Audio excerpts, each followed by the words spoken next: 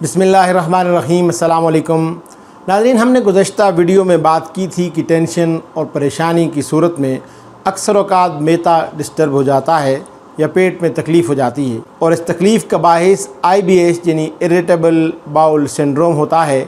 IBS کیا ہے؟ آج ہم اس کی علامات، وجوہات، بچاؤ اور احتیاطی تدابیر اور علاج پر بات کریں گے۔ تو میں ہوں ڈاکٹر محمد اسلم فہیم، اور آپ سب کو بہت بہت ویلکم ہے میرے YouTube چینل پر۔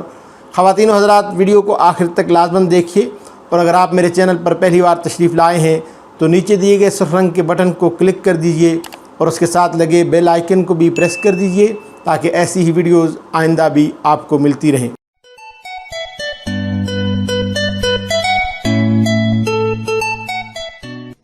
ناظرین، اریٹیبل باؤل سنڈروم یعنی IBS ایک کامن ڈیزارڈر ہے جو بڑی آنت کو متاثر کرتا ہے۔ اس کی سائن سمپٹمز میں اینٹھن، پیٹ میں درد، افارہ، گیس اور اسہال یا قبض یا باری باری دونوں شامل ہیں۔ IBS ایک کرونک کنڈیشن ہے جس کے لیے لانگ ٹرم مینجمنٹ کی ضرورت ہوگی۔ لوگوں کی ایک کم تعداد میں IBS کے ساتھ شدید علامات ظاہر ہوتی ہیں۔ کچھ لوگ خوراک، طرز زندگی اور سٹریس پر قابو پا کر اپنی علامات کو کنٹرول کر سکتے ہیں۔ زیادہ شدید علامات کا علاج ادویات اور مشاورت سے کیا جا سکتا ہے۔ ایک بات ذہن نشین کر لیجئے کہ IBS باؤل ٹیشوز میں کسی قسم کی تبدیلی یا کولوریکٹل کینسر کا سبب نہیں بنتا۔ ناظرین، IBS اریٹیبل باؤل سنڈروم کا مخفف ہے۔ یہ مرض انتہائی چپکے سے انسانی جسم میں پھیلتا ہے اور انسانی نظام زندگی کو متاثر کرتا ہے۔ اس کی بیماری کا نام نہیں دیا جا سکتا، بلکہ یہ ایک بے ترتیبی کی حالت کہا جا سکتا ہے۔ اس میں بڑی آنت متاثر ہوتی ہے۔ اس کی علامات کوئی ایسی خاص نہیں ہیں کہ جس سے فوری طور پر اس کی جڑ تک پہنچا جا سکے۔ IBS مردوں کے مقابلے میں خواتین کو زیادہ متاثر کرتی ہے۔ اکثر یہ بھی دیکھا گیا ہے کہ بیماری عمر بھر کا روگ بن جاتی ہے، لیکن وقت کے ساتھ ساتھ لائف سٹائل میں تبدیلی لا کر اس پر قابو پایا جا سکتا ہے۔ ناظرین، IBS کے درست وجہ کے بارے میں تو معلوم نہیں ہے، لیکن یہ اکثر موروثی بھی ہوتی ہے۔ جدید تحقیق یہ کہتی ہے کہ اس کا تعلق آنت کے بڑھنے، حساس ہونے اور ہاضمے کی خرابی کا سبب ہوتا ہے۔ یہ ایسی بیماری ہے جو مریض پر اثر انداز ہونے کے بعد بہت دنوں تک سامنے نہیں آتی، لیکن اچانک ظاہر ہوتی ہے۔ یہ دراصل بڑی آنت میں معمول سے ہٹ کر تبدیلی کا ہونا ہے۔ آنت کے تمام حصے مائکروسکوپ سے دیکھنے پر بھی نارمل نظر آتے ہیں۔ یہی وجہ ہے کہ اس کے بارے میں مریض کو فوری طور پر علم نہیں ہوتا۔ بس یاد رکھنے والی بات یہ ہے کہ IBS کا حملہ کسی بھی عمر میں کسی بھی وقت ہو سکتا ہے، لیکن نوجوانی کی عمر میں اس کی ابتدا ہوتی ہے۔ IBS کو ڈائیگنوز کرنے کے لیے کوئی خاص ٹیسٹ نہیں ہے۔ اس کو صرف علامات سے سمجھا جاتا ہے اور لائف سٹائل میں تبدیلی لا کر اس سے بہت حد تک بچا جا سکتا ہے۔ ناظرین، اگر IBS کی علامات کی بات کی جائے تو اس میں پیٹ کے مختلف حصوں میں درد کا ہونا، اس درد کا بار بار ہونا یا رک رک کر ہونا، پیٹ میں گیس کا بننا، پیٹ میں مروڑ ہونا، مستقل قبض رہنا، سٹول پاس کرنے میں تکلیف، پیٹ کا پھولنا، قے اور متلی کی مستقل کیفیت، جسم میں درد اور سر کا بھاری ہونا، تھکاوٹ کا احساس بڑھ جانا، طبیعت میں چڑچڑاپن، معدہ پر بوجھ، بدن میں سستی اور کاہلی، نیند کا ضرورت سے زیادہ آنا، مستقل بدہضمی کا رہنا، بار بار ڈکاروں کا آنا، سٹول پاس کرتے ہوئے شدید بدبو، اکثر ڈائریا کا ہو جانا، پیٹھ اور پٹھوں میں شدید درد، سینے کی جلن، بے چینی اور اضطراب شامل ہیں۔ ناظرین، یہ وہ علامات ہیں جو اگر مستقل پائی جائیں تو IBS کو ظاہر کرتی ہیں، لیکن اگر یہ علامات کبھی کبھار پائی جائیں تو اس کو IBS کا نام نہیں دیا جا سکتا۔ IBS کا ویسے تو کوئی خاص ٹیسٹ نہیں ہے۔ ڈاکٹر اس کی علامات کے ذریعے تشخیص کرتے ہیں اور مریض کی مکمل ہسٹری سے اس بیماری کی تہہ تک پہنچتے ہیں، لیکن کچھ ٹیسٹ ایسے ہیں جن سے اس بیماری کو سمجھنے میں آسانی ہو سکتی ہے، جس میں سٹول ٹیسٹ، اینڈوسکوپی اور CT اسکین وغیرہ شامل ہیں۔ علامات کے ساتھ ساتھ IBS ہونے کی وجوہات کا جاننا بھی بہت ضروری ہے تاکہ ان چیزوں سے بچا جائے جو اس کا سبب بنتی ہیں۔ ناظرین، IBS کی وجوہات کی بات کی جائے تو اس کی وجوہات میں آنتوں میں سوزش کا ہونا، شدید ذہنی دباؤ، مستقل ڈپریشن کی حالت میں رہنا، گرم چیزوں کا بہت زیادہ استعمال، آنتوں میں انفیکشن، غیر صحت مند غذا کا استعمال، تیز مرچ مسالے دار کھانے، ہارمونز میں تبدیلی، نشہ آور اشیاء اور ادویات کا استعمال اور نیند کا پورا نہ ہونا شامل ہیں۔ IBS کے علاج کے ساتھ ساتھ احتیاط اور پرہیز بہت زیادہ ضروری ہے۔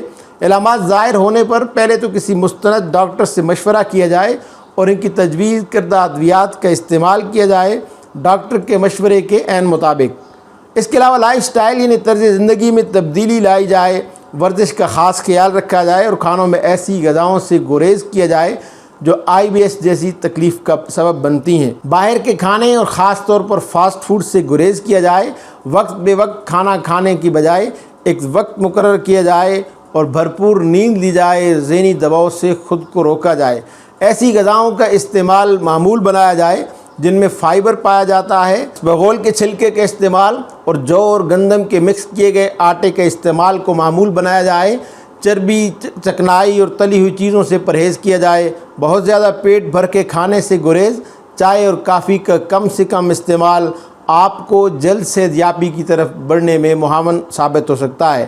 ناظرین، اگرچہ IBS بہت زیادہ تکلیف اور پریشانی کا باعث بنتا ہے، لیکن یہ آنتوں کو مستقل نقصان نہیں پہنچاتا اور آنتوں سے خون بہنے یا کسی سنگین بیماری جیسے کینسر کا باعث نہیں ہوتا ہے۔ بڑی آنت کے اب نارمل فنکشن کا امکان IBS والے لوگوں میں ہمیشہ موجود رہتا ہے، لیکن علامات پیدا کرنے کے لیے ایک ٹریگر بھی موجود ہونا چاہیے جو سب سے زیادہ ممکنہ طور پر غذا اور جذباتی تناؤ ہیں۔ بہت سے لوگ رپورٹ کرتے ہیں کہ ان کی علامات کھانے کے بعد یا جب وہ دباؤ میں ہوتے ہیں تو اس وقت بڑھ جاتی ہیں، جیسے کہ ہم نے اپنی گزشتہ ویڈیو میں بھی ذکر کیا تھا کہ ٹینشن اور پریشانی سے معدہ میں تکلیف شروع ہو جاتی ہے۔ ناظرین، یہاں پر یہ بات ذہن نشین کر لیجئے کہ زیادہ کھانے یا زیادہ پینے کے بعد پیٹ میں عارضی خرابی ایک اور چیز ہے، لیکن چینج ان باؤل ہیبٹس ایک طبی حالت ہے جس میں میڈیکل ٹریٹمنٹ کی ضرورت ہوتی ہے۔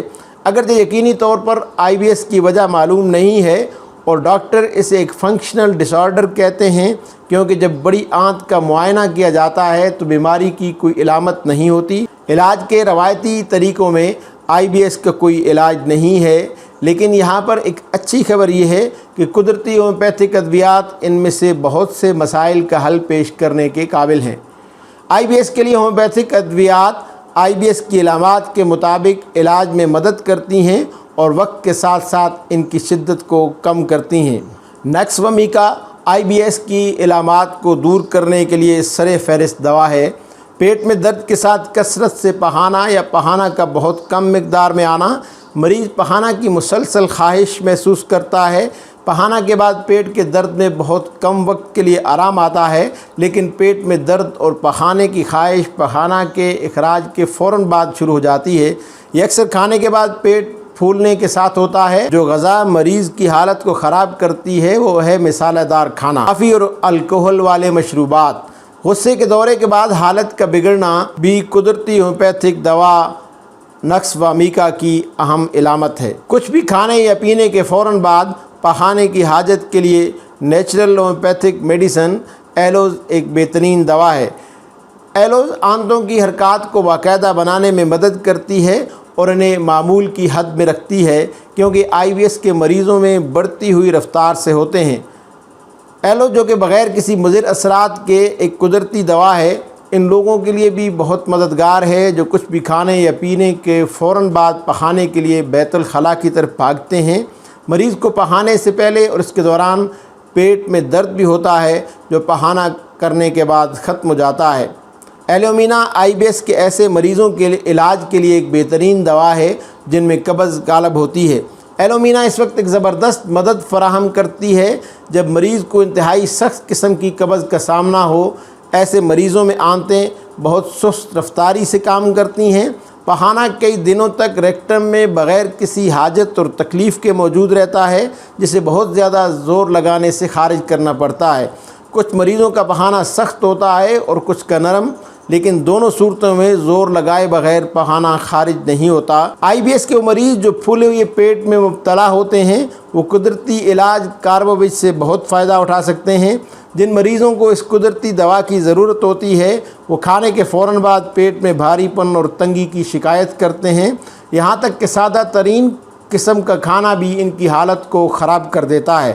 گیس کے گزرنے یا ڈکارنے سے ہلکا سا سکون ملتا ہے، مریض پیٹ کے جلن کے ساتھ تیزابیت کی شکایت کرتا ہے، یہ ناگوار بدبو کے بار بار پخانے کے ساتھ ہوتا ہے اور پیٹ میں درد بھی ہوتا ہے۔ تھوڑی مقدار میں کھانا کھانے کے بعد پیٹ میں بھاری پن کے ساتھ IBS سے نمٹنے کے لیے لائکوپوڈیم ایک مفید دوا ہے۔ پیٹ بھرا ہوا محسوس ہوتا ہے، پیٹ میں گیس بھر جاتی ہے، اسہال اور قبض کے درمیان تبدیلی اکثر دیکھی جاتی ہے۔ مریض کی حالت ایسی خوراک لینے سے خراب ہو جاتی ہے جو عام طور پر گوبھی جیسی گیس بننے کا باعث بنتی ہے۔ بہت گرم کھانے اور مشروبات کی خواہش لائکوپوڈیم کی اہم علامت ہے۔ ناظرین، ان ادویات کے علاوہ برائیونیا، کروٹنٹگ، کالوسینتھس، چائنا، پلسٹیرا، ارجنٹم نائٹریکم اور دیگر کئی ایک ادویات مرض کی نوعیت اور مریض کی علامات کے مطابق استعمال کی جاتی ہیں۔ یہ سبھی دوائیں یا کوئی بھی دوا استعمال کرنے سے پہلے اپنے قریبی ہومیوپیتھک معالج سے مشورہ ضرور کیجیے، یا پھر ہمیں واٹس ایپ کیجیے، کال کیجیے، یا پھر بالمشافہ ملاقات کے لیے تشریف لائیے، اس لیے کہ ہمیں یہ اعزاز حاصل ہے کہ اوان ہومیوپیتھک کلینک گزشتہ 46 برسوں سے ہومیوپیتھک طریقہ علاج کے ذریعے دکھی انسانیت کی خدمت میں مصروف عمل ہے۔ آپ کو کوئی اور سوال پوچھنا ہو کسی ہومیوپیتھک دوا کے بارے میں یا کسی بیماری کے بارے میں کچھ جاننا چاہتے ہوں تو کمنٹس باکس میں اس کا اظہار ضرور کیجیے۔ امید ہے یہ ویڈیو آپ کو پسند آئی ہوگی۔ ویڈیو اچھی لگی ہے اسے شیئر کیجیے اپنے فرینڈز، فیملی اور اپنے پیاروں کے ساتھ واٹس ایپ، انسٹاگرام، فیس بک اور دیگر سوشل میڈیا ویب سائٹس پر، تاکہ انہیں بھی بینیفٹ مل سکے۔ اپنا اور اپنے پیاروں کا بہت زیادہ خیال رکھیے۔ ملتے ہیں بہت جلد ایک نئی ویڈیو کے ساتھ، تب تک کے لیے اجازت دیجیے۔ اللہ حافظ۔